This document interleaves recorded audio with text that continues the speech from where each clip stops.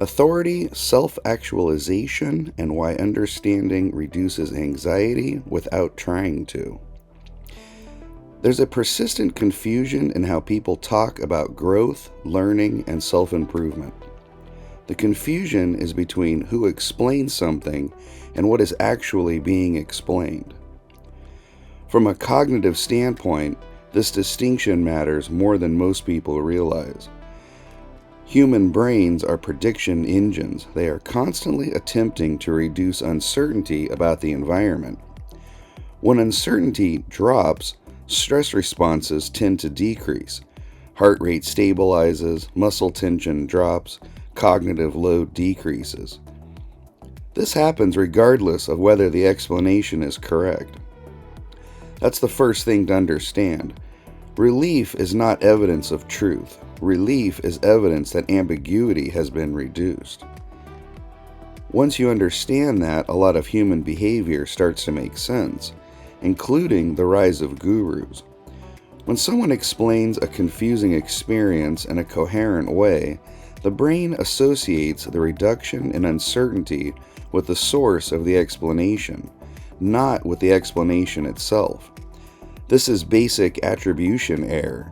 The system says, "I feel better now," and then asks what changed. The easiest answer is, this person helped me. That conclusion feels reasonable, but it skips an important step. What actually helped was structure. Structure reduces cognitive entropy. Now let's contrast two different systems that often get confused: a guru-based system and a self-actualized system. They look similar on the surface, but they behave very differently over time. In a guru system, explanations are delivered in a way that closes uncertainty quickly. Ambiguity is minimized. Questioning is gently discouraged. Confidence is emphasized over verification. This is not necessarily malicious, it's efficient. But efficiency has trade-offs. In self-actualization, explanations are structured differently. They preserve uncertainty where information is incomplete. They encourage testing instead of belief. They separate understanding from authority. And most importantly, they become less necessary over time. That last point is critical. A useful framework becomes irrelevant once it's understood. A guru becomes more central the longer you engage. This isn't philosophical, it's observable. You can see it clearly in modern productivity culture. Many productivity influencers offer rigid morning routines, optimized schedules, universal rules, and the implication that discipline alone solves overload. People try these systems and often feel better at first. That's not surprising. A prescribed routine removes decision friction. Reduced friction lowers stress temporarily. But over time, something predictable happens. People feel guilty when they fall off the routine. Anxious, the system doesn't fit their life. Pressured to optimize even rest. Dependent on constant recalibration. When the system fails, the explanation isn't, "maybe this framework doesn't generalize." It becomes, "you didn't commit hard enough." That's a guru dynamic. A self-actualization approach to productivity doesn't prescribe behavior, it explains mechanisms.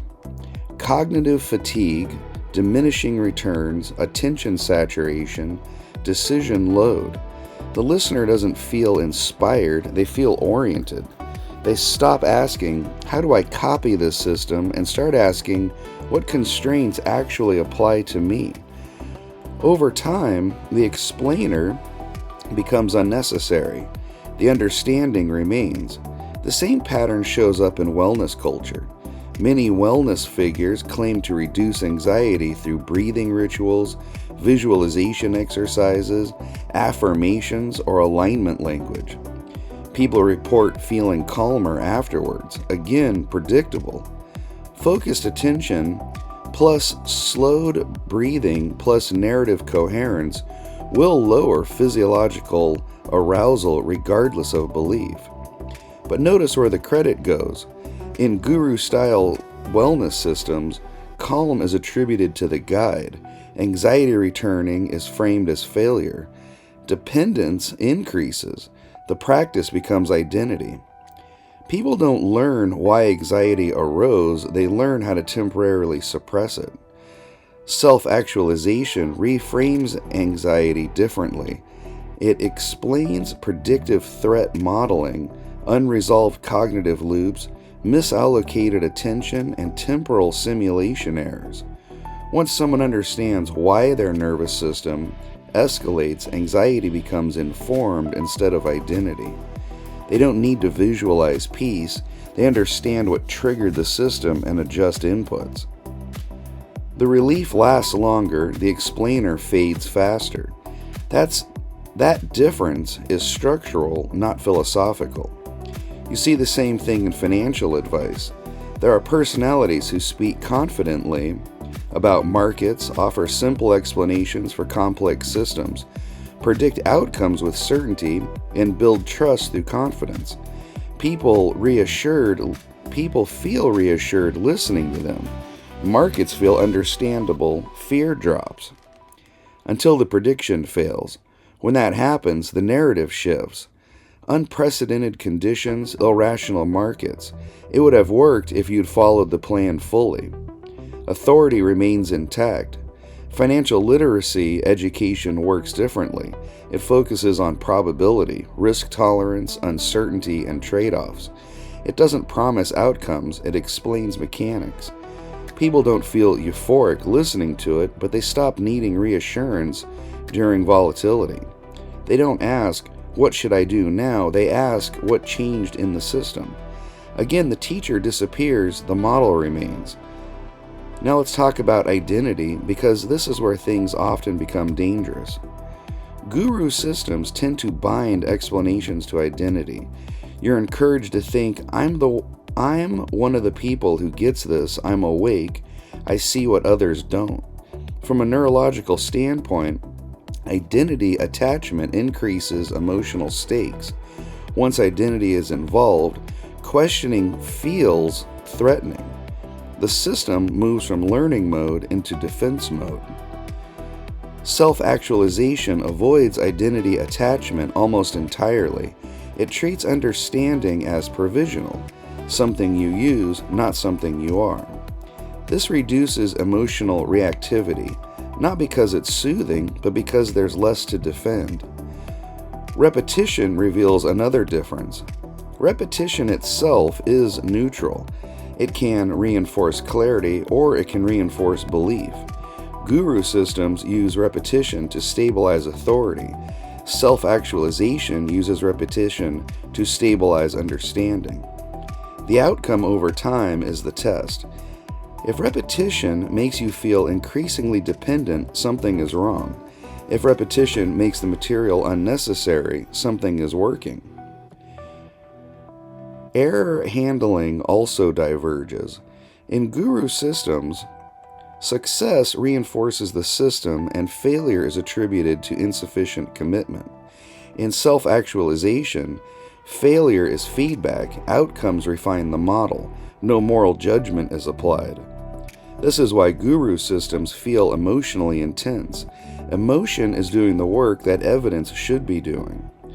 Most people aren't looking for enlightenment, they're looking for fewer mental loops, better decisions, less wasted energy, and fewer unnecessary conflicts. Self-actualization delivers these indirectly by improving internal signal processing. When the brain stops threatening every thought as urgent, load drops. When uncertainty is tolerated instead of filled prematurely, stress drops. When attention is allocated deliberately, fatigue drops. None of that requires belief. It requires mechanics. This is why scientific explanations often feel calming even when they describe uncomfortable truths. Understanding restores predictability. Predictability reduces unnecessary vigilance. Historically, this tension has always existed. There have always been... Historically, this tension has always existed. There have always been people offering certainty and people offering understanding. Certainty spreads faster, understanding lasts longer. The danger isn't guidance, the danger is misattribution of relief. Once relief is attributed to authority rather than explanation, systems drift toward dependence. Self-actualization prevents that drift by design. It doesn't tell people what to believe, it shows them how the systems behave. And when people understand systems, they don't need reassurance as often, they don't need permission, they don't need validation, they don't need leaders to think for them. They will struggle, they will face uncertainty, but they waste less energy fighting their own cognition. That's not transcendence, that's efficiency. And efficiency applied consistently tends to feel like calm, not because calm was the goal, but because the system is no longer overloaded.